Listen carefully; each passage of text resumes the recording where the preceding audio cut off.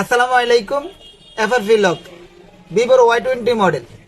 তো এই ধরনের ভিভোর অনেকগুলো ফোন রয়েছে যেগুলোতে কোনো প্রকার ওয়াইফাই লাগবে না, ডাটা লাগবে না, পিসি লাগবে না, কোনো টুলস লাগবে না, এমনিতে মাত্র 1 মিনিটে লক খুলে ফেলতে পারবেন। তো প্রথমে একটু দেখে নিন মোবাইলটাতে লক অবস্থায় রয়েছে। তো এখানে লেখা দেখতে পাচ্ছেন রয়েছে not signed in setup phone.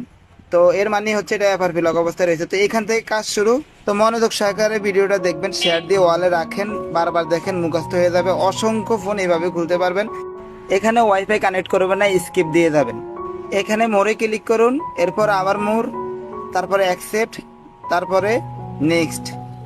এখানেও স্কিপ, এখানে নেক্সট।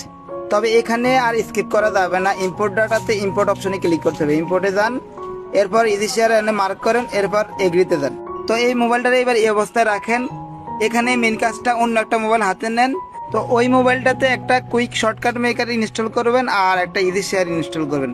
কুইক শর্টকাট মেকারটা অবশ্যই গুগল থেকে নেবেন, প্লে স্টোর থেকে অরিজিনালটা পাওয়া যায় না।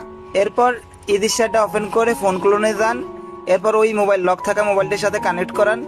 তো কানেক্ট করা হয়ে গেলে সঙ্গে সঙ্গে দেখতে পাবেন এখানে অ্যাপস, কন্ট্যাক্ট, কল লোগো সব মার্ক করা আছে। আপনি সব আনমার্ক করবেন, শুধুমাত্র কুইক শর্টকাট মেকারটা মার্ক করে সেন্ড করে দিবেন।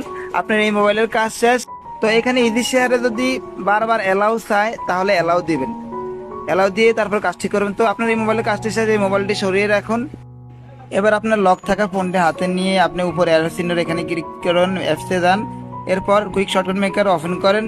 তো এখানে ইম্পোর্ট কিওয়ার্ড টু ফিল্টারে যান, এরপর টাইপ করুন ফ্যাক্টরি টেস্ট। এরপর ফ্যাক্টরি টেস্টে যান। ফ্যাক্টরি টেস্টে যাওয়ার পরে 3 নাম্বারে দেখতে পাচ্ছেন ইঞ্জিনিয়ারিং টেস্ট, এখানে যান, ট্রাইয়ে ক্লিক করুন।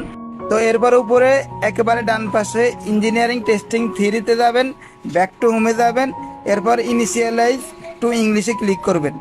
আপনার কাজ শেষ, এবার বাইপাস হয়ে গেছে। তো এই ভিডিওটি ভালো লাগলে অবশ্যই শেয়ার করে দেবেন, শেয়ার করে অবশ্যই ওয়ালেই রাখবেন। তো এই ধরনের ইম্পর্টেন্ট ভিডিও আমি সবসময় আমার পেজে দিয়ে থাকি, অবশ্যই আমার পেজটা ফলো দিয়ে দিবেন। আর ভালো থাকবেন।